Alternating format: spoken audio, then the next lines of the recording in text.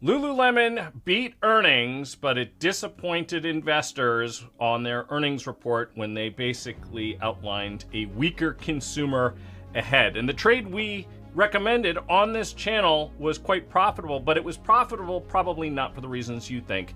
And we're going to talk about that today on Open Interest.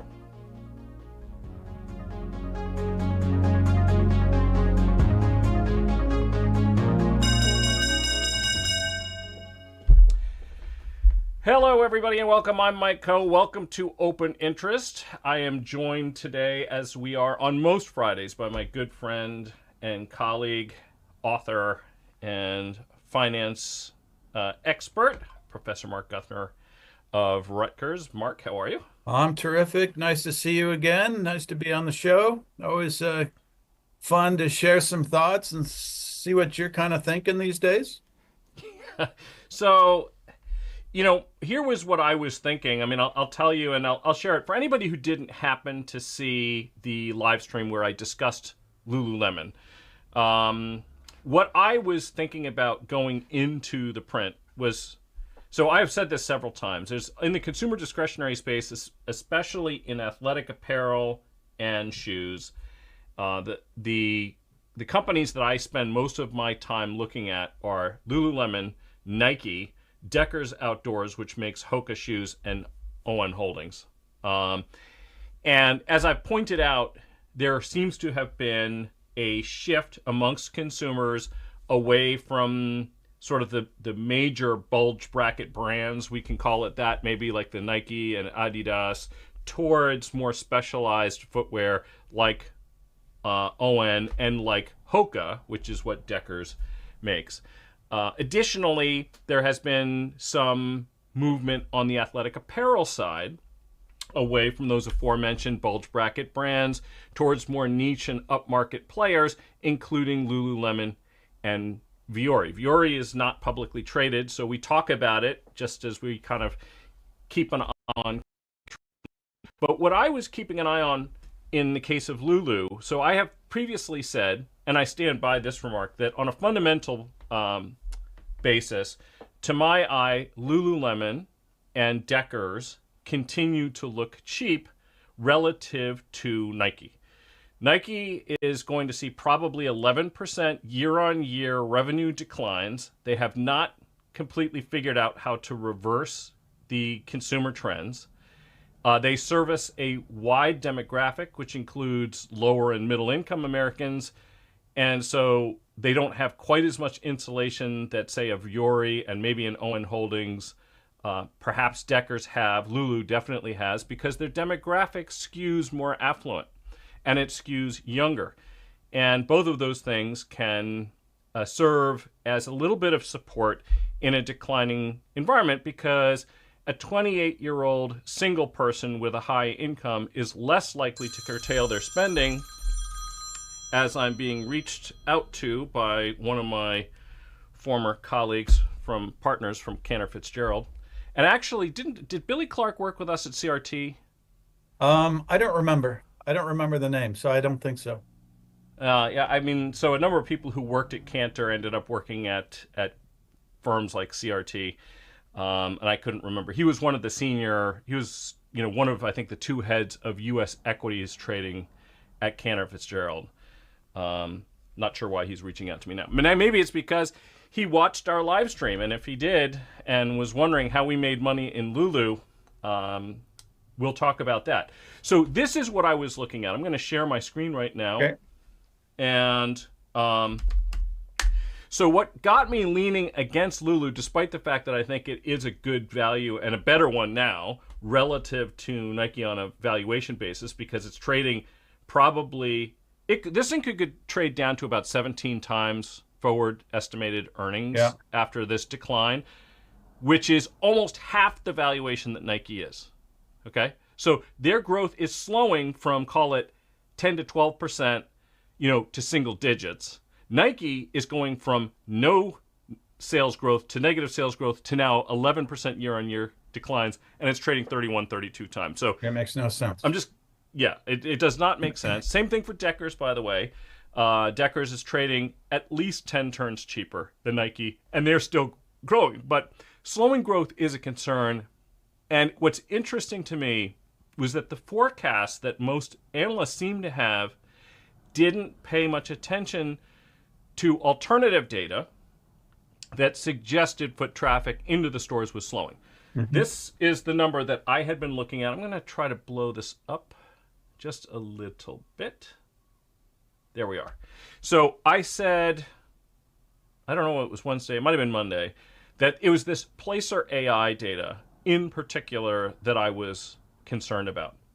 So it showed that their foot traffic was going down. And this number has actually gotten bigger since I think we did that stream. I think it was negative 7.2. Both Bloomberg Second Measure and Placer AI showed Lulu was doing better than the group overall, but not well. And what I mean by that is that, so the way Placer AI works is they have, I think, 30 million mobile devices that they track, and they map the traffic of those mobile devices against a database of known retail outlets. So they can actually see, and that's a big sample. 30 million mobile devices is a big sample. We've got 340 million people, so they got nearly 10% of the U.S. population, and probably more than 10% of the U.S. mobile device carrying, because you know that 2-year-olds probably don't have these things or shouldn't. Actually, Mark, how old is Wyatt now? Wyatt's 2 years and 3 months. Yeah, so he doesn't have one of these. Not yet. But when he picks it up, he's like looking at it like, what is this thing? Yeah, I mean, they're very fascinating to little kids, and unfortunately all too fascinating to teenagers. Okay, so you got more than 10% of the mobile device carrying population being tracked and mapped against retail outlets. And according to Placer, they were showing that the foot traffic, this was as of the end of February's data.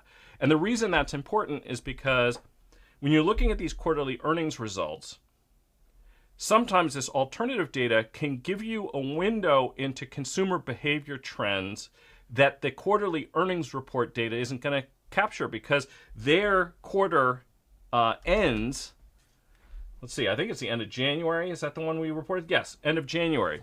So what that tells you is that any shift in consumer sentiment that may have occurred after the inauguration would not be captured by the quarterly earnings results, only by management commentary. And the only indication that we get ahead of that is looking at things like alt data. So this is the reason why I recommended a May 2nd, 325, 290, 1x2 put spread for even. And like I said, I think that was on Monday. I wrote an article about it. I think I may have mentioned it on Fast Money as well. But I definitely know that we published this on the Options Edge website. So for those of you who are Options Edge website subscribers, you will know, number one, what the trade was. You will know what my rationale was. I had a couple other pieces to the rationale as well. And that was that I was looking back to when I initially had recommended Lulu on the long side, a trade which we had paired. Yeah. I had recommended it back in October when the stock was trading, below 280, below 270. And basically all I was saying was that the stock had really made quite a run, right? Up 15+%, and in a weakening consumer environment. Okay. So you would say to yourself, a 325, 290 put spread. Makes sense that would make money, right? Well, it was a 1x2. Now, a 1x2 put spread can often be long delta. Not short delta, long delta, meaning that instantaneously, as the price goes down, the value of that put spread actually goes in the wrong direction. So why did this one make money? We didn't make money because of deltas. We made money because of the vol crush. So I want to make this point very clearly, because I didn't get into it in huge detail, but I want people to understand why a trade makes money, so you don't think that you can use a trade like this in every circumstance where perhaps you're bearish. Because if Lulu had gone down, had drifted down to 290 over the course of, say, 4 or 5 days, with more than a month to go to expiration on that put spread, but no catalyst had come and gone, vol would not have come down. It may very well have gone up.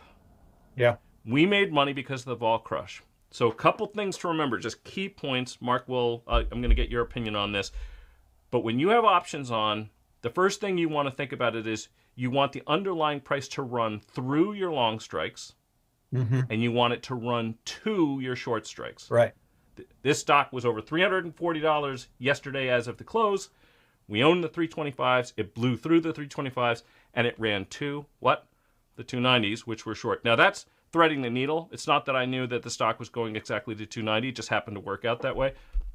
But the important thing is, because vol came down so much because the earnings came in, that vol crush is what made this trade profitable. This trade could have been put on for even or even a slight credit earlier this week, and it's worth over $1,000 now per spread.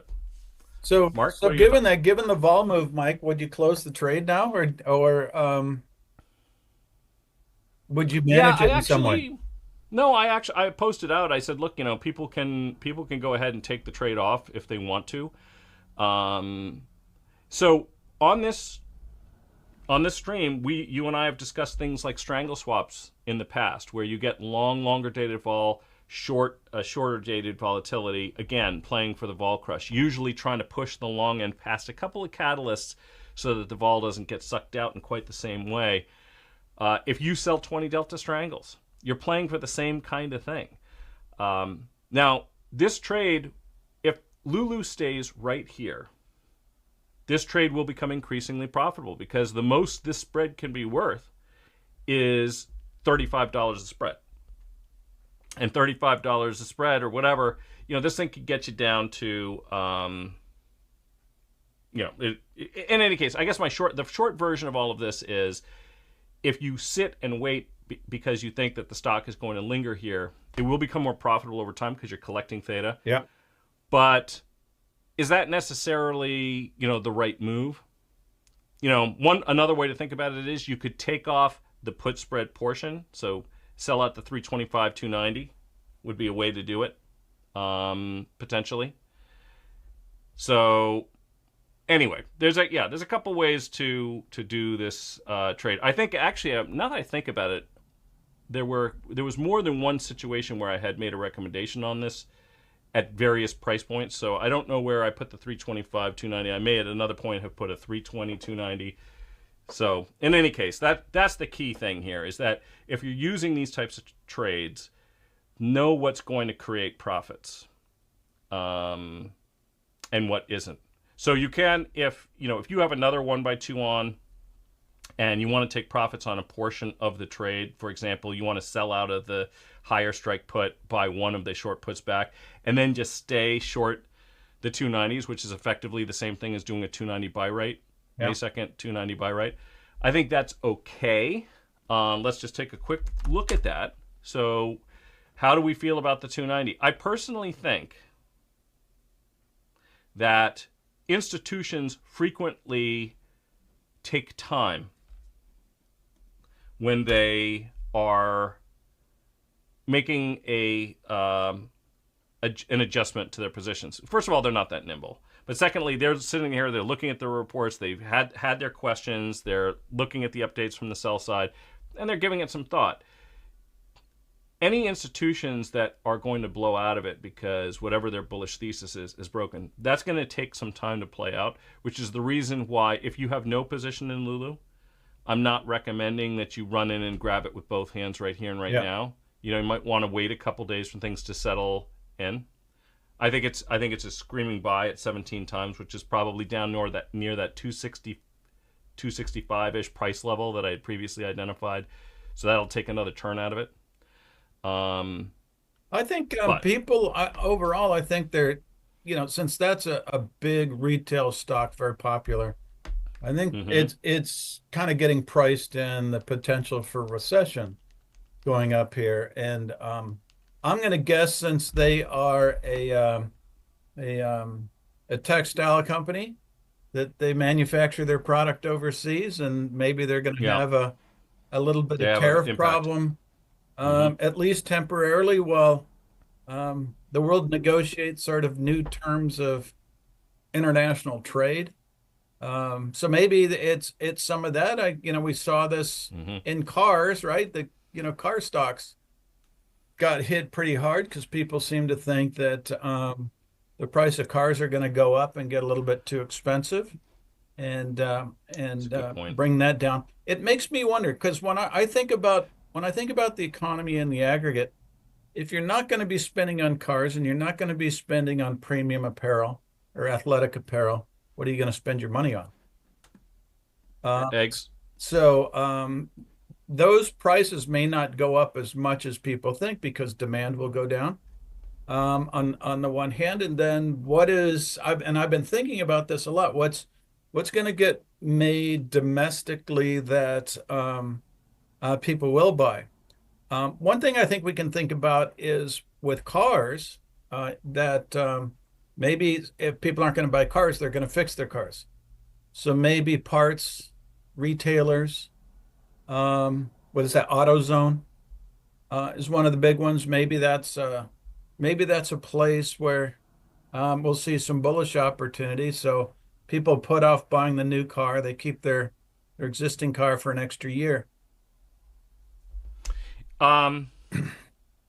Yeah, this is interesting also. I'm glad you brought up the tariffs. Let me see if I can find it.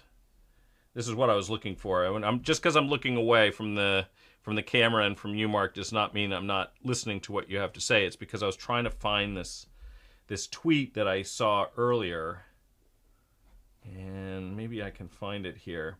I'll tell you essentially if I can't find the actual tweet, I will. Aha! I found it. All right, let me bring this over to my screen so we can kind of share this maybe. Here's the tweet. I don't know if you'll be able to. If you can't read it, I don't know this person. Spencer Hakimian, founder of Tolu Capital Management, Global Macro, Market Neutral, Risk Optimization, etc. Looks like he has quite a lot of followers. You know what? The hell? I'll follow him. Why not? Show you the tweet. You'll probably wonder why I'm following him after I read you the tweet. So he posted, excuse me. I still say tweet. Trump signs order on auto tariffs. 25% tariffs on any non-American made car is effective. Enjoy your $80,000 Hondas. He uses an apostrophe for plural Hondas. So Hondas, you dumb Fs, is what he said. I actually responded to that. And what I said to him was, double check your math. The incremental cost for Hondas, the possessive, which he used for some reason, would not take the average selling price to $80,000, even if it fully applied to every Honda sold here, which it doesn't because many models are primarily manufactured in the United States. In fact, more than half of the Hondas sold in the United States are manufactured in the United States, and even net of the parts issue. So there are auto parts manufacturers that operate in Canada and in Mexico. There are assembly plants in Canada and Mexico. And what actually is going on is that oftentimes you have parts that are assembled in these countries, the parts are brought in, and then the car is assembled here. Or you have the car partially assembled here, it goes across the southern border, work is done, it comes back, that sort of thing.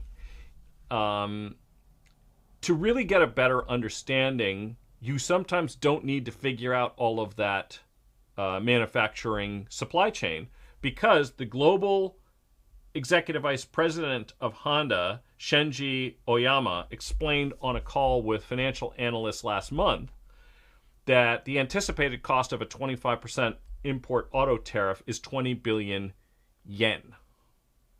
20 billion yen is about 133 million US dollars. And Honda produced and sold about 1.6 million cars in the United States last year. Actually, I think it was 1.4 million that they sold in the United States. North America was 1.6. So what does that mean? That works out to about, let's just round it up. It's $100 a car. Which, by the way, is less than it cost me to fill my gas tank here in California the last time I did so. Now, granted, my car has a gas tank that's great, more than 20 gallons, and it takes premium, and premium's over $5 a gallon. So it cost me like $110. But that's one tank of gas, folks. One tank of gas.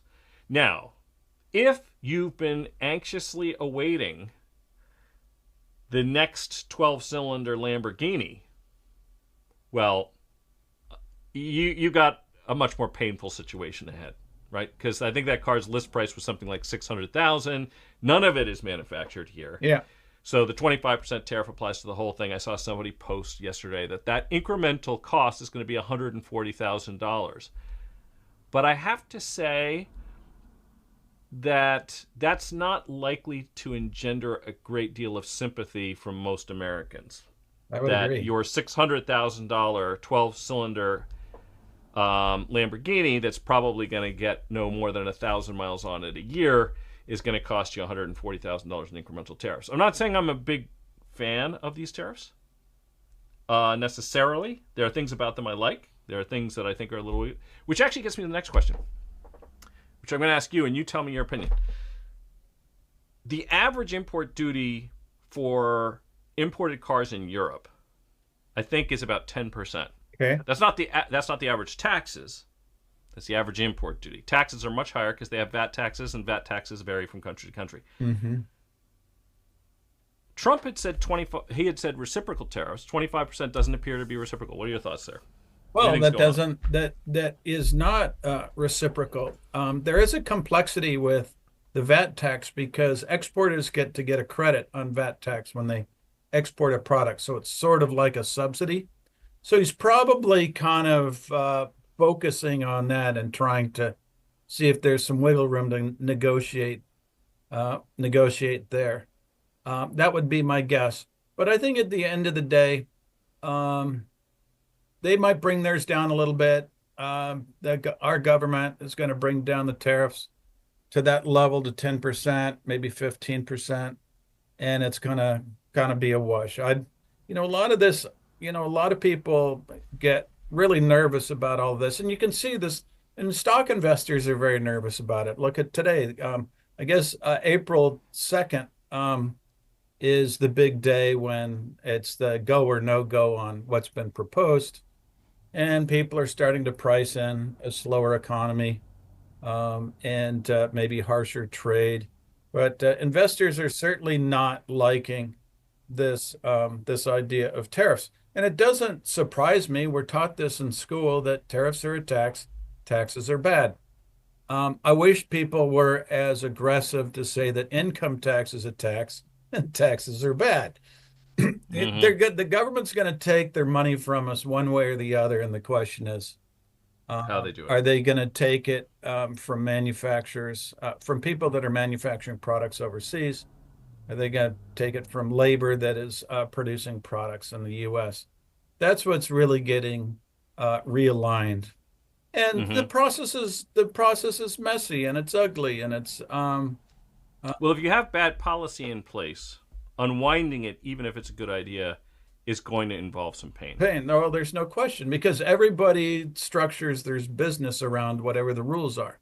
So if you're changing the rules, you got to rethink how you're going to do things and where you're going to source product.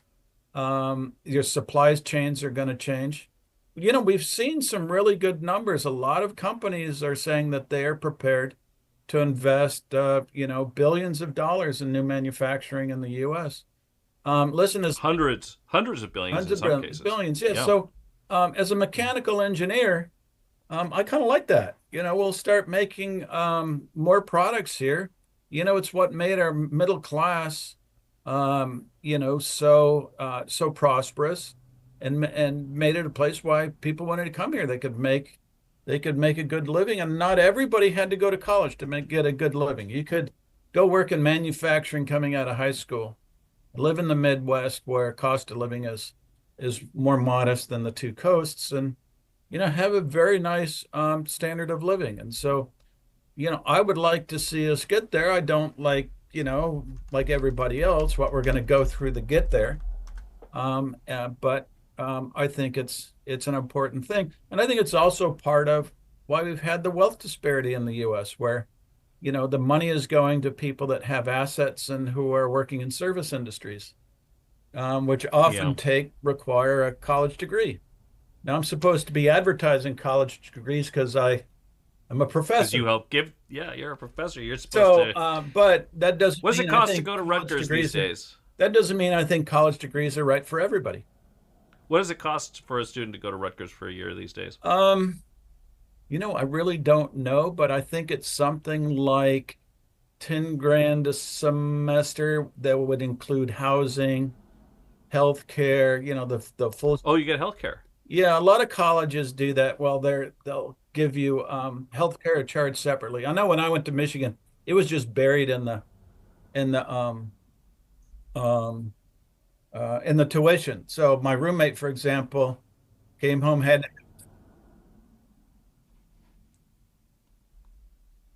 for So one that's year. all cost. Yeah, we're hearing from the producer it's 33,000 for an in-state tuition for an in-state student, and how much for an out-of-state? 50? That's per 51,000 year? per year. Oh, Okay, okay. so 51,000, That 51,000 a sounds year. high to Now, me, but maybe it's right. I've never looked it up. yeah. I'm going to guess that a lot of the professors don't bother. Um, They pay a lot more attention looking at their own paychecks than what the students are paying the school. I'm sure a lot of those are getting financial aid. yeah, I'm not going to suggest. Look, Rutgers is a good school. My understanding is you have very good rankings over there. yep. $30,000 a year um, for an in-state tuition doesn't seem unreasonable, and I'm assuming that the people who are paying that amount are going to earn it back. Well, now, whether they spent $50,000 or $60,000 a year to earn a degree in, say, sociology or something, I'm Yeah. not making a knock on sociology. I'm just simply saying that some fields of study have a higher IRR than others, and sociology, Oh, the data yeah, demonstrates, I would is not agree one with of that. these. And I don't know, like I said, that number sounds a little more consistent with graduate than undergraduate, from my understanding. But again, I'm not, I don't know the exact numbers. And now that you've put me on the spot, I'm gonna have to go. Find I'm out gonna more go about it. find out exactly. So on the last live stream, which you weren't on, Mark, I had highlighted a bunch of. I think I had 30 stocks that I thought had pulled back sufficiently that they were beginning to look intriguing on the long side, and I'm going to get to those. But before I do, I figured while we have you, we'd ask a couple questions. So the first question comes and says, "Bloody day in the market. Days like this one make me wonder why I bother. Is there really any evidence that active retail traders can make money trading?" Or is buy and hold the way to go for 98% of us? Mark, what are your thoughts? Well, first of all, I know you've studied this fairly Yes, it is. And considerably. I do an exercise with the kids over on a Investopedia. I set up a game and they compete against each other to try to make the maximum amount of money in a semester. And what I want them to learn is how hard day trading is.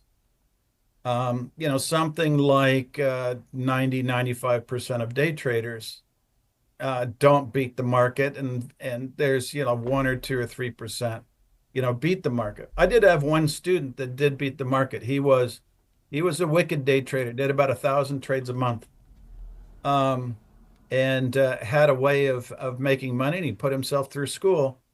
I don't know when he got time to actually work on school, but he indeed did that. I think for most of us, and it's the way I invest, I try to find a stock that um, is of reasonable value, that's a good business, that I have some clarity about how I think they're going to perform over a long period of time. And I buy them and hold them to get the long-term capital gains. That's when I pick stocks. That's what I often do. If I want to do more sort of active trading, I tend to be a put writer. Hmm. Find a stock that I like, sell it, a month, 1 month out, 5% out of the money.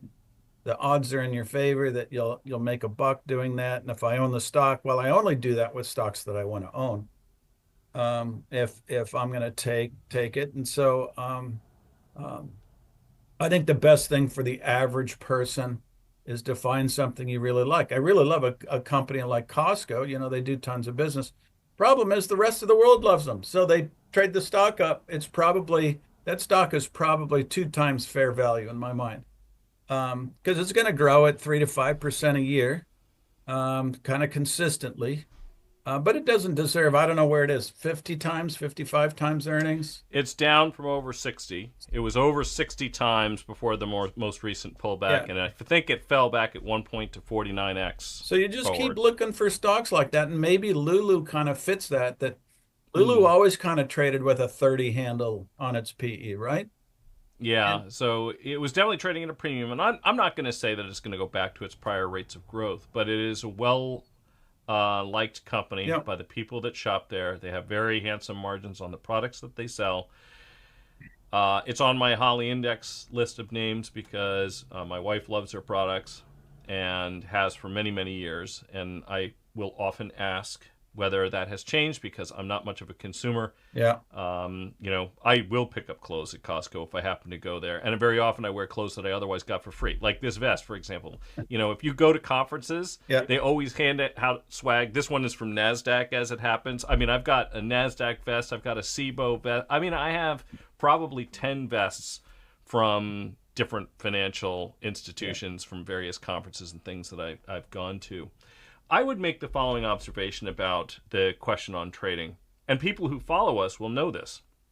First of all, I don't advocate actual day trading because the frictions are simply too great. Even if they're not visible. So, for example, if you get a brokerage platform that says, "Oh, we don't charge you commissions," no, they don't charge you commissions. They're getting payment for order flow from the market making community, so they are getting commissions, just not from you. Yeah. But that cost is in there. The market makers aren't paying them because they expect to lose money on what we call the flow.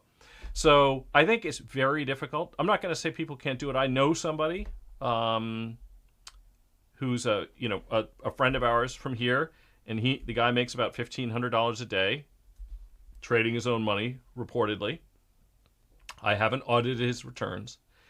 And I'm in constant awe of this, to be honest. And he only trades a handful of stocks that he, quote, knows. Right. Like, I know these stocks. I don't know what that means to understand, I mean, I was a market maker, so I think I knew the stocks I traded pretty well, but I don't know that I knew them well enough that I could just pick buy and sell points intraday and consistently make thousands of dollars. I don't think that was the case. So let me just make another comment on professional traders. So if we look at how mutual funds do, if a mutual fund outperforms its peers in year one, the statistic is they will outperform their peers. Only 35% will outperform their peers in the following year. So there's a lot of luck involved, is what that kind of statistic tells you. So we beat the market this year, and so we got 100 of those. Only 35 of those are going to beat it the next year. That's telling you that people that do well, there's a lot more luck involved than skill. And you think about those are folks that are doing this full time every day. And here, the average person, they've got a real job. And I think it's kind of unfortunate that we all have to invest so aggressively to try to stay ahead of inflation. I think that's bad policy. It's bad for the overall economy. But it's what once upon a time, people did not need to do anything to beat inflation, because when the dollar was backed by gold, in fact, you could actually make a deposit in gold. You'd say, I have, 10 ounces of gold. I have 10 $20 gold coins. You bring them to the bank, you put them in, and you would actually get paid a rate of interest on the gold. And when the time came, you could withdraw your gold. Yeah. The 10 or 20 ounces that you deposited. So the money was money. It preserved its value by definition, and you were paid a rate of return on top of that. I'm not going to say it was a risk-free rate, because in the early days, banks could fail.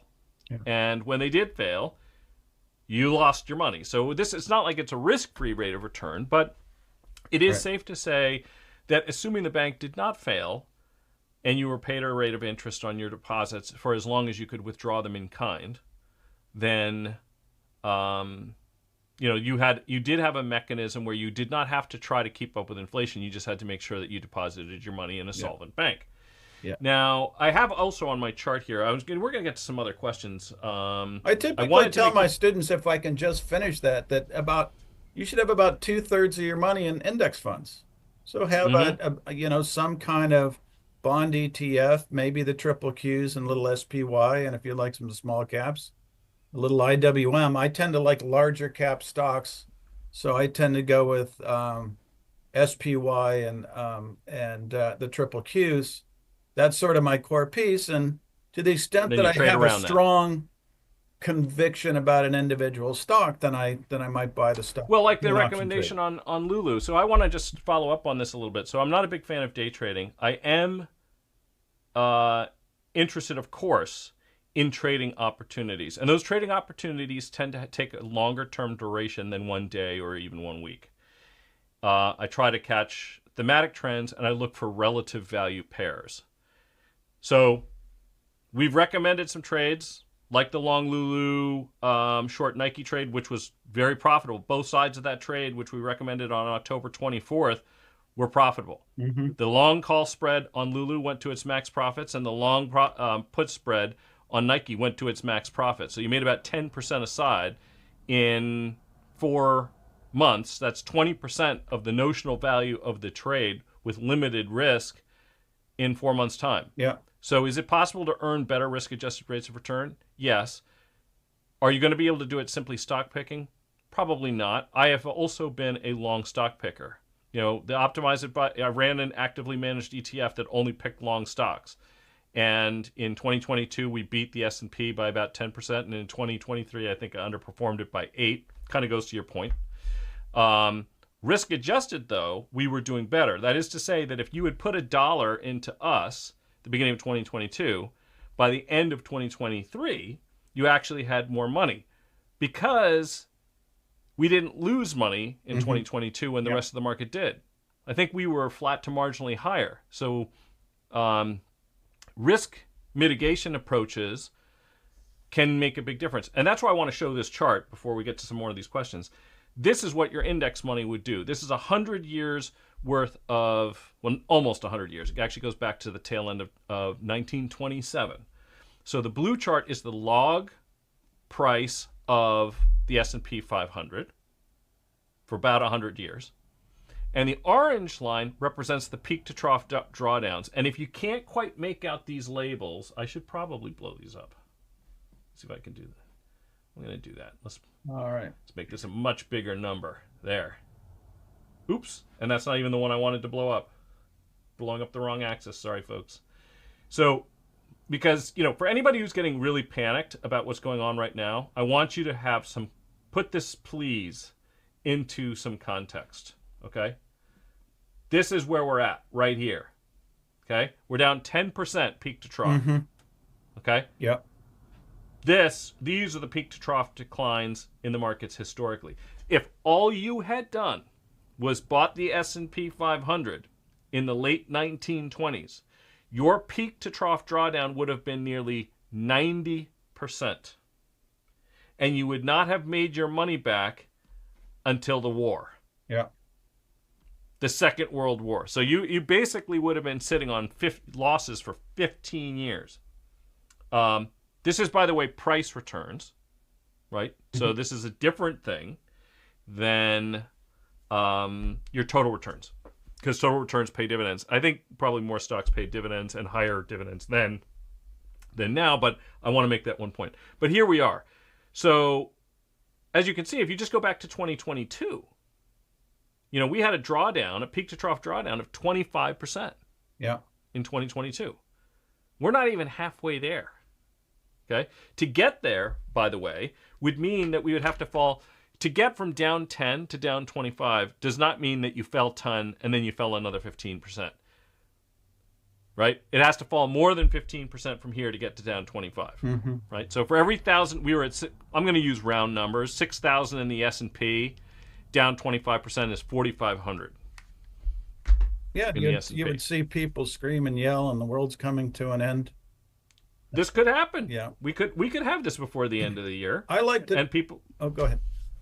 People may very well yell and scream. So don't think that the index situation is completely risk-free either.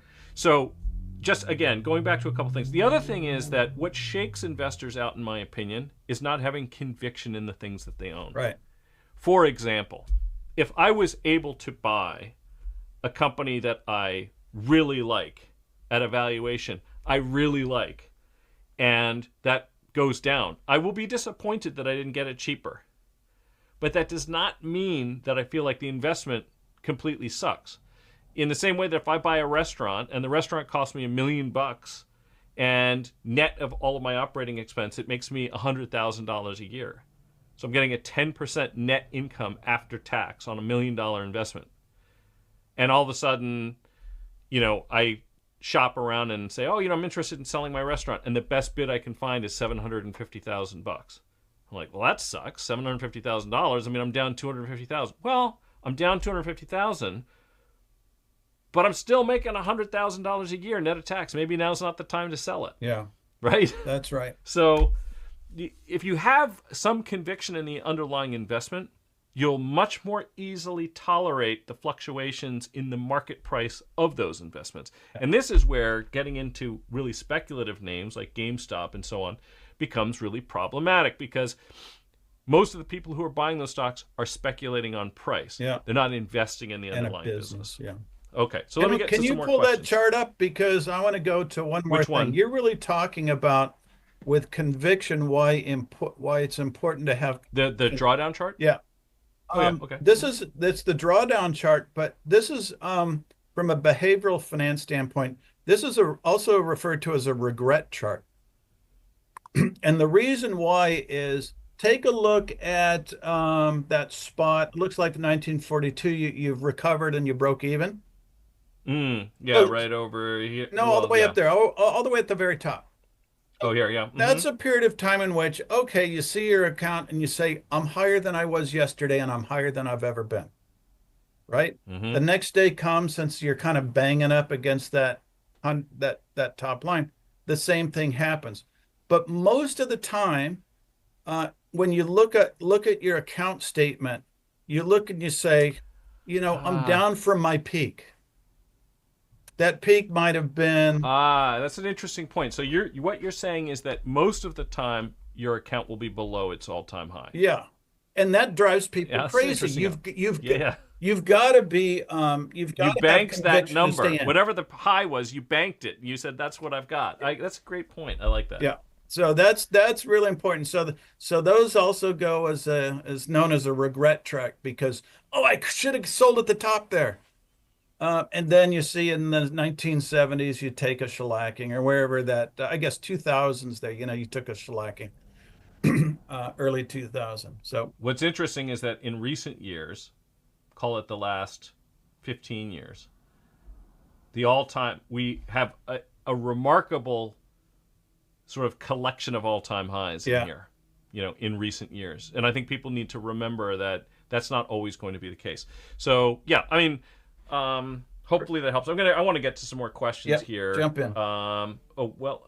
Tucker D Dog says, today, March 28th, is National Black Forest Cake Day and National Triglycerides Day.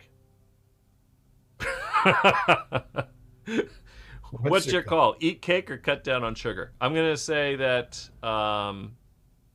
you probably want to cut back on the sugar. That could be hard to do, but my doctor would say stay away from it. Stay away from it. Although that it's awfully good, that Black Forest cake. Not good for me, but it tastes good. Yeah, I'm not a huge cake person, but I like the ones that are flourless or not too bready. Yeah. So Eileen says, I bought a 525 April put, 525 strike April put. I plan to take it off in April. Is there a way to calculate the rate of decay if I take it off mid-April versus holding it until the end of April? Well, by the end, yes, I guess there is. So the rate of decay is not constant. It accelerates as a function of the option's price as time passes.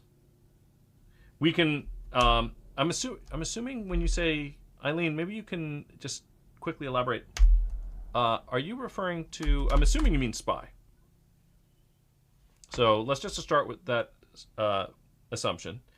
And I'm actually just going to put it into a model here. And you said it is May 16th expiration. Okay. So that's regular expiration for May. Yeah, it was a 525 put.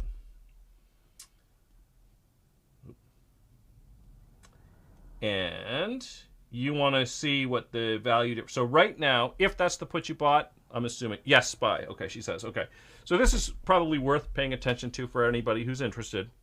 You own a put that expires. It's 5.6% out of the money. It's 22 vol. It expires in 50 days. And you're thinking to yourself, okay, I would like to take this off in, let's say, mid-April. Okay. So mid-April is going to be, where are we right now? So we're at the end of March. It's going to be 2 weeks. So you're looking at a trade that's going to have a little bit. So just remember this: 22 vol, 49 days.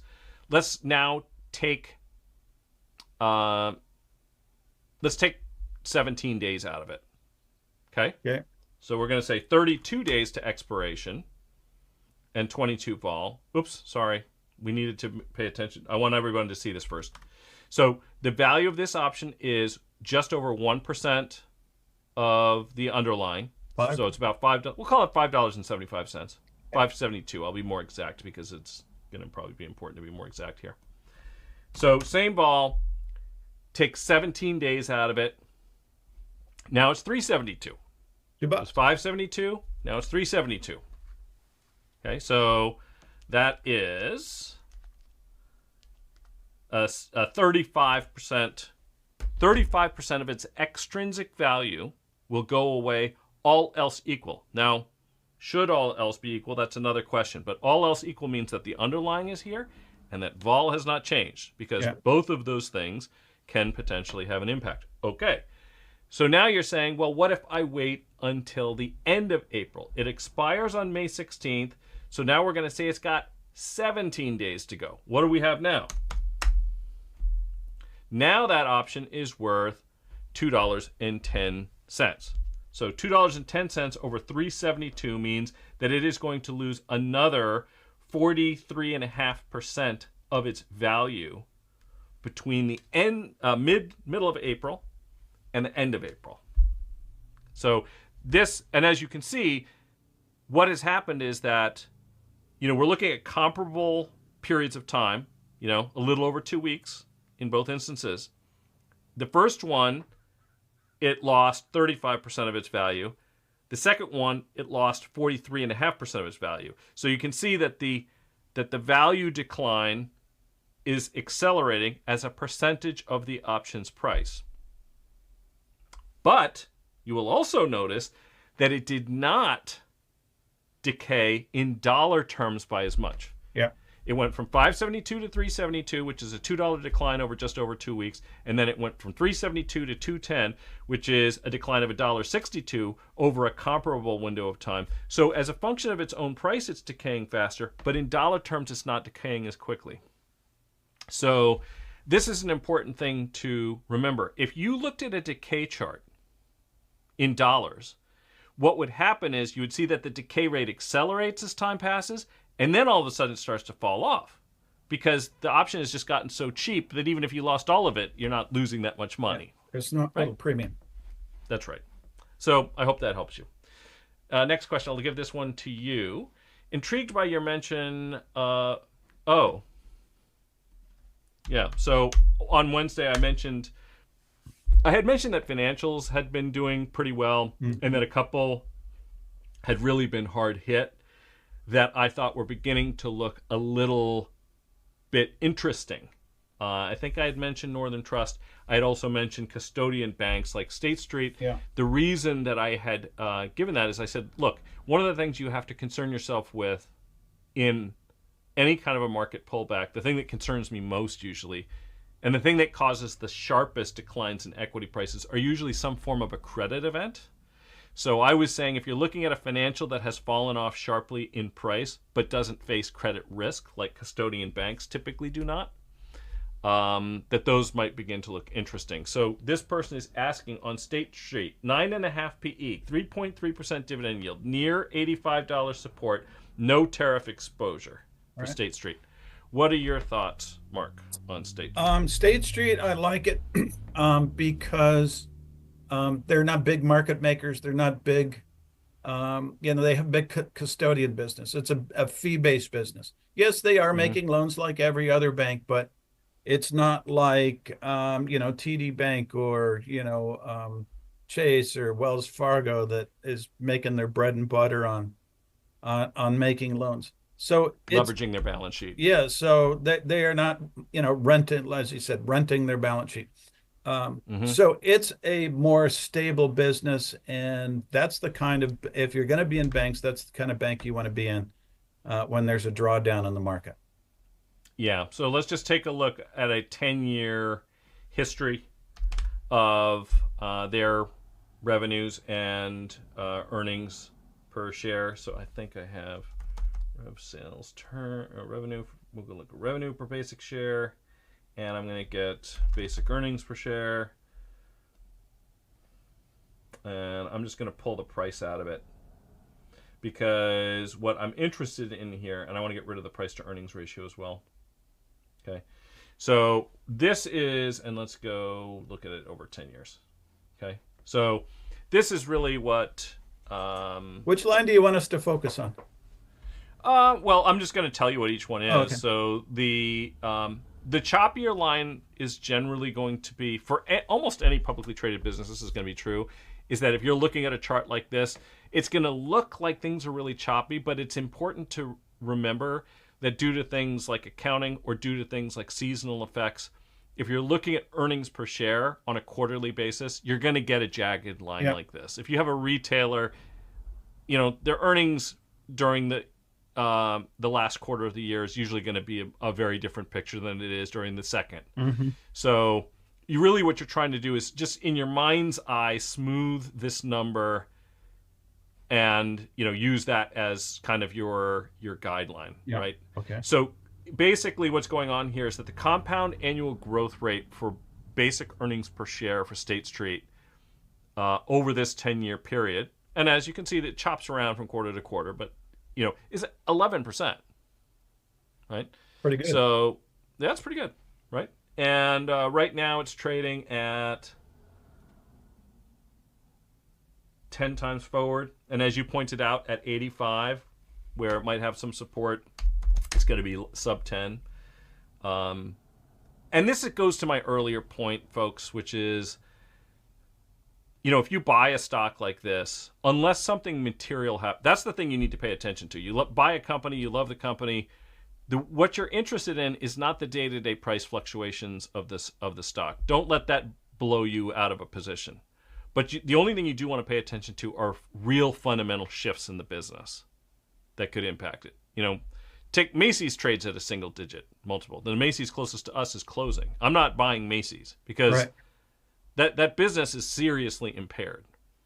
And, if I was a distressed investor, which I'm not, I'd probably be combing through the balance sheet looking for some disparities in the cap structure of fixed income versus equity, or really trying to get to the heart of what the company's assets are worth to figure out whether it was worth investing in.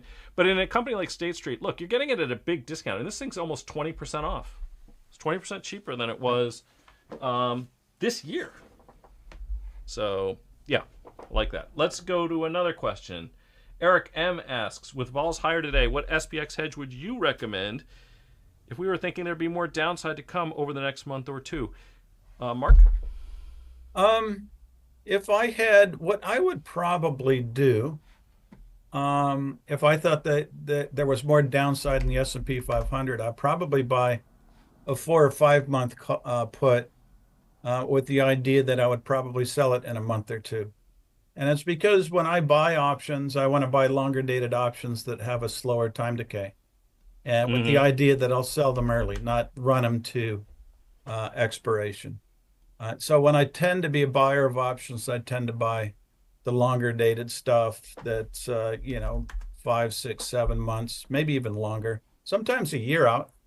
Hmm. And if I'm looking for something maybe for 6 months, I would buy it a 12-month option. But since this person is looking for a 2-month move, I might pick a 4 or 5 month option with the idea that I'm going to sell it in 2 months. So I'm going to that's the way that's my approach.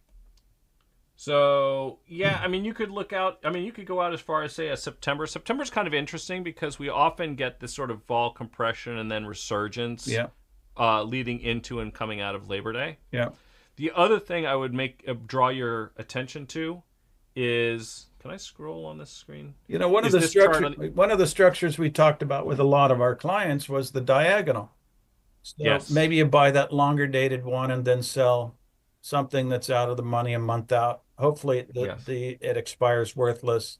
You lowered the cost of your position, and you make a buck that way. Mm-hmm. So if you take a look now at this chart that I have on the screen, the upper right-hand one, if you can see where my cursor is, Yeah.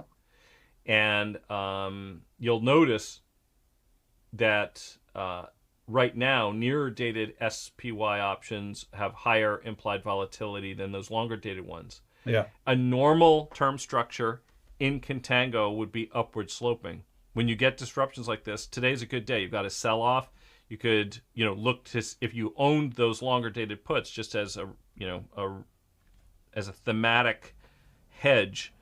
Today would be an interesting day to sell a lower strike put of a nearer dated expiration because you have this situation right here. Big high vol. That's right. So the short dated implied volatility is considerably higher for example, those May 2nd weekly options, which were short in LULU.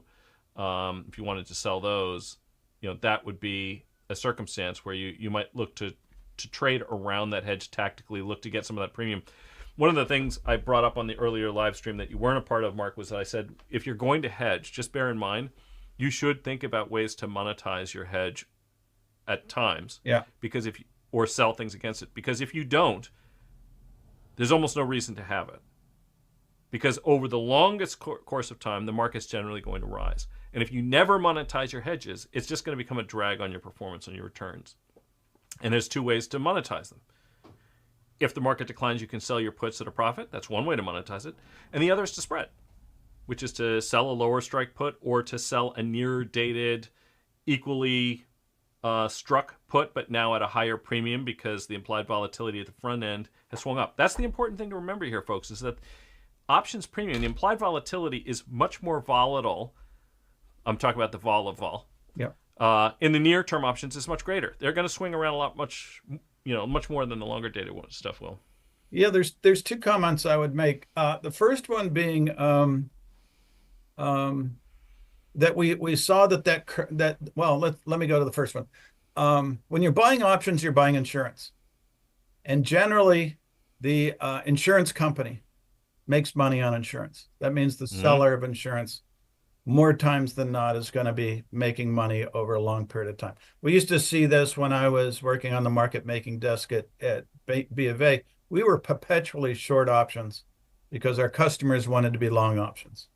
And yet we stayed in business and made a nice buck. So we were selling insurance and making a buck do that. So if you can monetize your profit, you definitely should be doing that. The second one is going back to that chart, and we saw the term structure. There's a story there. The story is that while the market is concerned now, it doesn't seem to have a long-term concern. It's like, okay, we're going to go through a rough patch here. Things are going to be a little wobbly for a while. I don't know. I can't see, what is that, 30 days, that first? Yeah, so, well, look here. I mean, what we got today, it's interesting. So PCE data caused more volatility than the market is implying the imposition of the April 2nd tariffs will have. Yeah. But that's what's baked into the front end of this curve. Yeah. When you look at this and you're saying, why are near-dated options so expensive relative to long-dated ones? It's because market participants were concerned about PCE. They were concerned about consumer confidence. They're somewhat concerned about tariffs. but they also are not terribly concerned in the long term that we're going into something truly wild. Right. And I think that's the story to be told there. And so it's nice if you can get this kind of data, that you can draw out what the market is thinking, what the big institutional investors are thinking, and whether or not you want to be cohabitating with that, or do you want to fight the tape and say they're wrong and I'm going to be right, and you bet against it. But you really should know what the market is thinking, and I love these term structure and skew charts for those reasons. Yeah. Oh, and I should remind folks that these are charts that Mark and I would normally be looking at on our Bloomberg terminal. I'm using unusual whales because I'm trying to make it my habit to use equivalent technology that is not anywhere near as ludicrously overpriced. I guess overpriced is a relative word. Bloomberg feels overpriced to me, but I'm so used to it. I have so much muscle memory that I haven't been able to pull myself away from it yet. It's like I said, $3,000 a month. This is considerably cheaper, and I think we have a link. We have an affiliate code link, so if you guys are interested in unusual whales and want to use this tool, which you can see has a lot. I mean, to say I haven't scratched the surface here, almost everything that I use the Bloomberg for is available, and I'm just tiling through all of the different functions, features, and data that's available here. I mean, from earnings calendars to volatility to earnings. Like, for example, you can see the implied moves and even see it visually, which is better than what Bloomberg does, and compare it to the realized.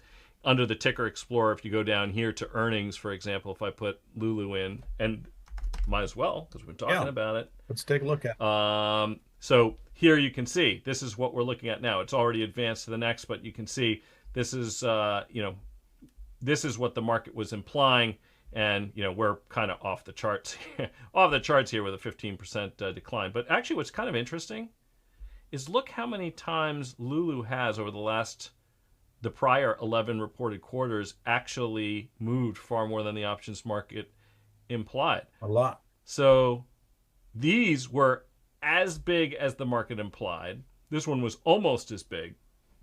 Twice, it didn't move at all. And all the other times it moved more than the market implied, considerably more. Which by the way, speaks to something else, which is when I put the trade on, folks who are watching this will remember the stock was over 330. Why didn't Mike buy a 330 or a 335 strike put? He's looking at the 325s and 320s on the long side and the 290s on the short side. And the reason was because we get these big moves, and also because if you're going to sell puts at a level where you can say, not only am I comfortable buying the stock there, I'd be happy to buy it there, right? 265 over 335, 340 a share is a big discount, right? Let's use 332. I think that's where it was when I had this 20% discount to what the stock price was at the time. So a 20% discount to 21 times earnings gets me below 20, right? 10% discount is 19 times. 20% discount is 17. So not that, assuming earnings doesn't change, which of course it can and it will. All right, so let's see here. Steve Garcia says, do you think China, and specifically China tech like BIDU, Baba, JD is investable right now? How do you anticipate tariffs against China would affect Chinese tech earnings and stock prices? What do you think? Interesting, because so you got Baba, who big online selling business. That might get hurt. BIDU is more like Google. They're going to go untaxed or untariffed. I've always thought BIDU was underpriced, certainly relative to Google, but even if you take into account, some I guess legal issues, but I like them. I sort of like them for speculations. I don't really understand Chinese stocks, because when you buy a Chinese stock, you don't actually own a share certificate. You own a share in some Bahama company that has the rights to cash flows of Chinese companies.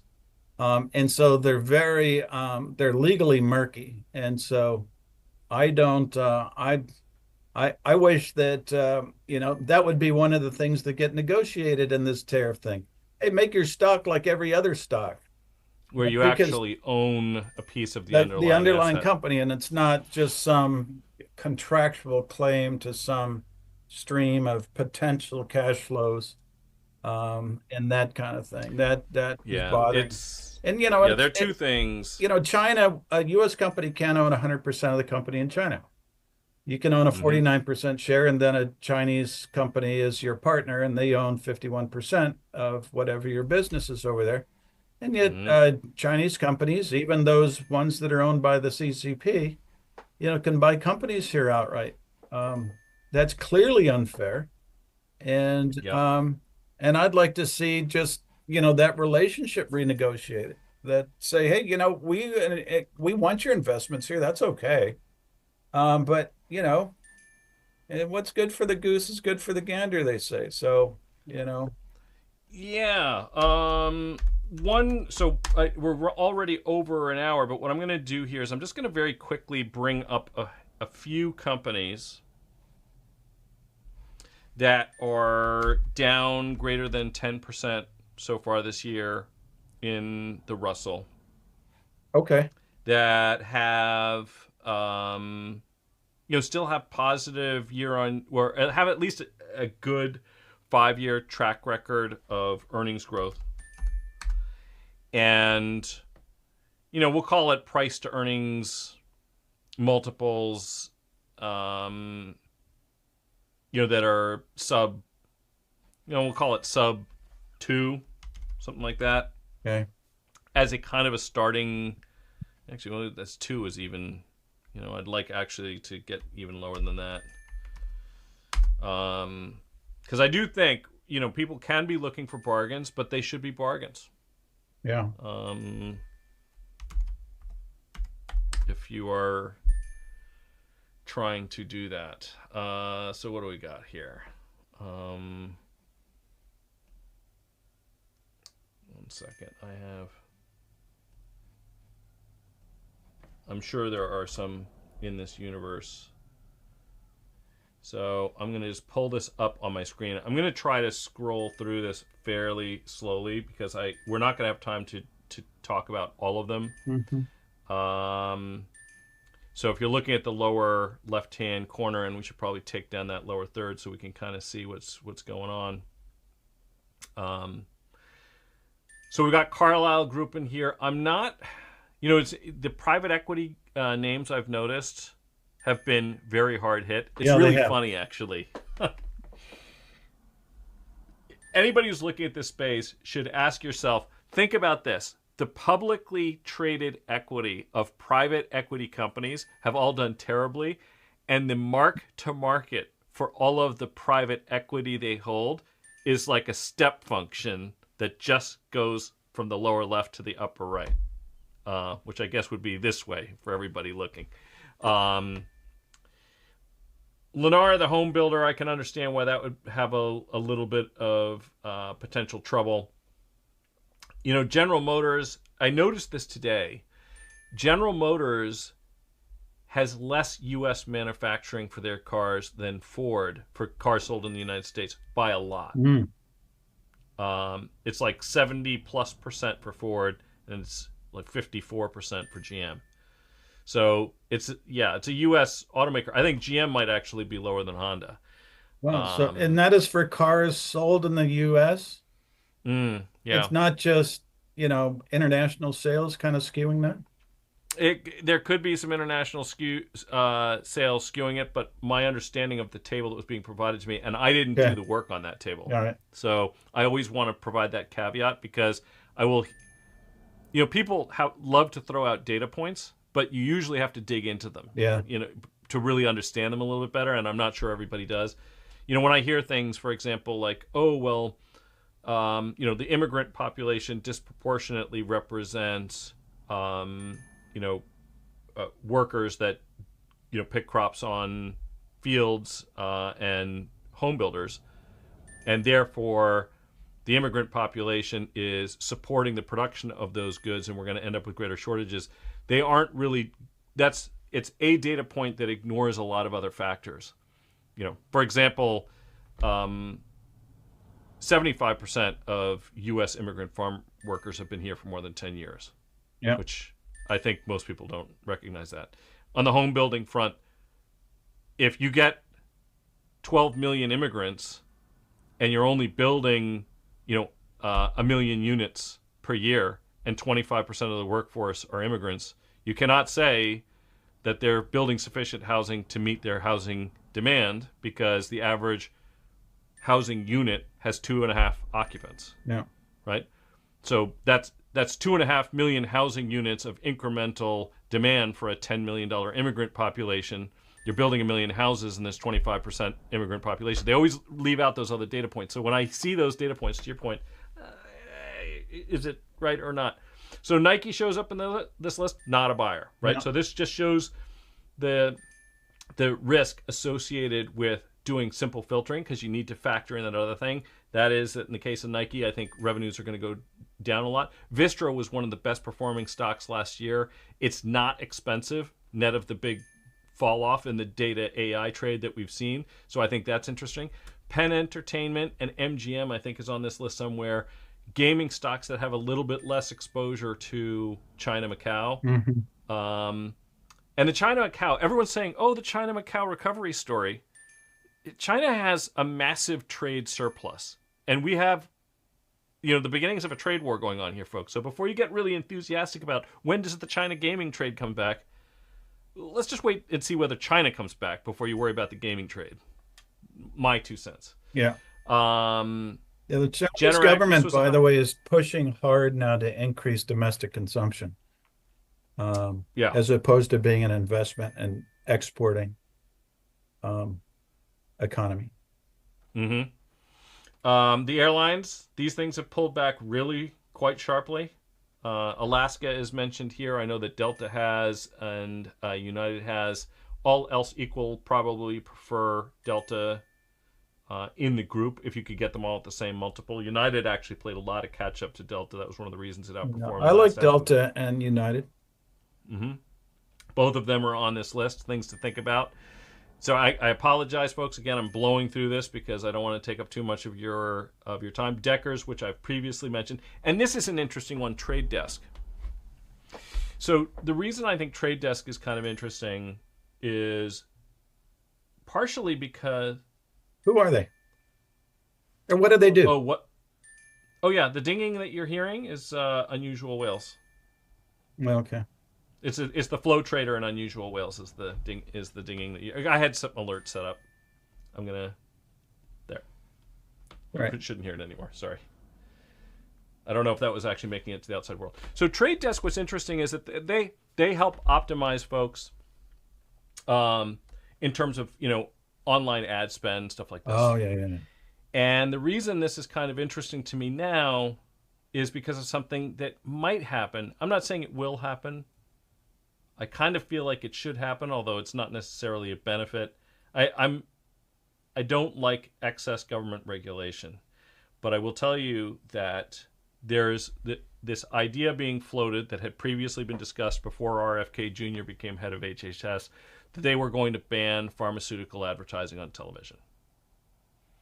I don't think there's anybody who enjoys those ads, except Saturday Night Live. They did a great skit where they had a toy called Bouncy Fun Ball, but then at the end of it, they read off a disclaimer that sounded a lot like the disclaimers that follow drug companies commercials, and they describe, an unusual condition known as hot dog finger. If you played with Bouncy Fun Ball, do not taunt Bouncy Fun Ball. Anyway, if anybody happens to remember that Saturday Night Live skit, the list of disclaimers that come after every pharmaceutical ad, you're just thinking like, why are you advertising this? Talk to your doctor about whatever. If you pass out while driving, stop taking it. Well, that's helpful.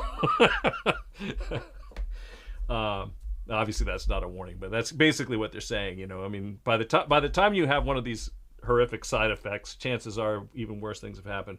But the reason Trade Desk is interesting is that pharmaceutical spending is some of the biggest spending there is. And this is something I mentioned on an earlier live stream. Somebody talked about it.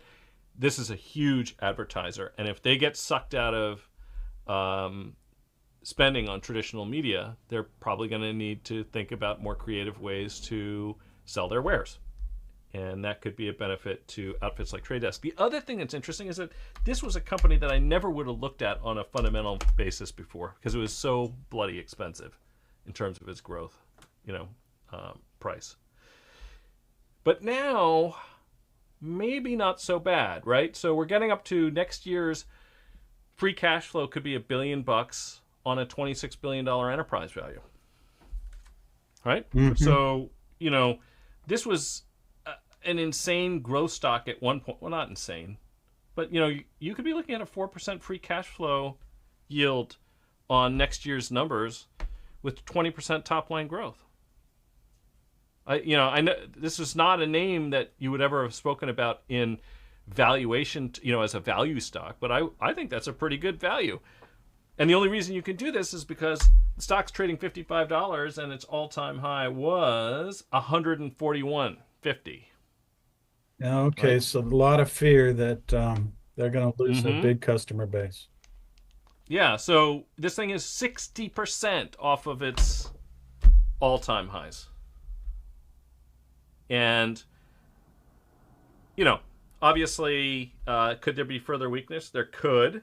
If I could get this thing at a 5% forward free cash flow yield, 5%, look, if you have a growing business that's giving you 5% free cash flow yield, that's a pretty good business.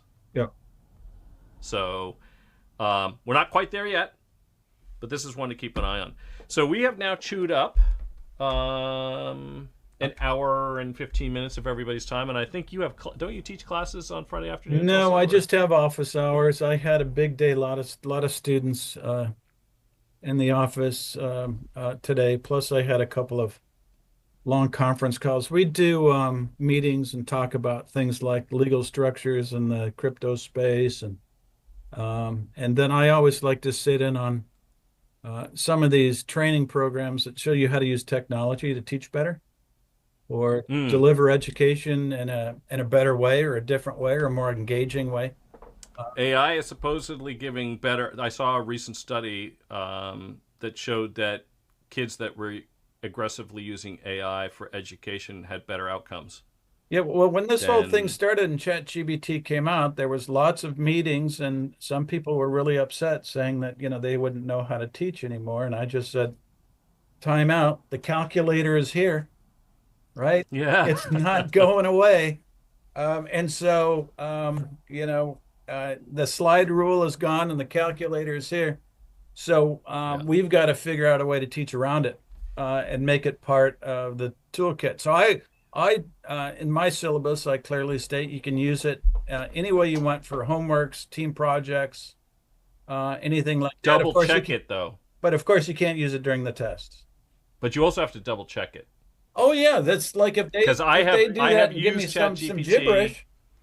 I've used Gemini, I've used ChatGPT, I have used Grok. I have paid versions for all of these. And I can tell you that you need to double check the work. I find Grok very helpful because what it does is it provides links to the references. Yeah. I think Chat does that too. In any case, I usually try to follow it. Go back to source materials. Yeah, you always because and validate what it says. But I will tell you that what I like to use it for is exactly the thing I was talking about before, which is if you get a data point, start inquiring about an issue, and oftentimes it will help pull in variables that you may not have considered. And then you have to go and validate those variables. But it does, Grok in particular, it seems to me, is good at counterpoint analysis, right? So you can put in a proposition and it will come back with the counter argument. And that, I think, is always important for any analysis you're doing, because it can help you think about things you might not have brought up. By the way, the China tech question, I guess the short version to China tech question based on the BIDU, BABA, and so on. BABA was a very reasonable valuation. BIDU you didn't think was going to be affected by tariffs, but the ownership structure is a little bit difficult. So I guess our answer is... Well, I typically ignore them. I've invested in them and haven't done well because Chinese stocks really haven't done well for a long, long time. They've rebounded sharply lately, though, but they've rebounded sharply. And since I kind of believe in cycles, they might be going into a good cycle where they went down for, what was it, 8 or 10 years, and we could be in a multi-year sort of upswing. Yeah, I mean, I don't invest in them. I have toyed on a couple occasions with trying to get long BABA at valuations I thought were attractive because it had great price to growth. Growth at a reasonable price, growth at a cheap price. Yeah. It was more than GARP. It was growth at a cheap price, but you don't actually own a piece of the business. And the other part of it is that there's so many stocks out there. I can't keep track of all of them, and I trust American accounting better. Yeah, I do too. So to me, I'm willing to sometimes overlook things like that because I just think I got enough things to focus on. Well, I focus on U.S. companies because of rule of law, and I know what the rules of the game are, and I can be confident that they will be followed. So, 85% of publicly traded companies in the United States are registered, incorporated in the state of Delaware.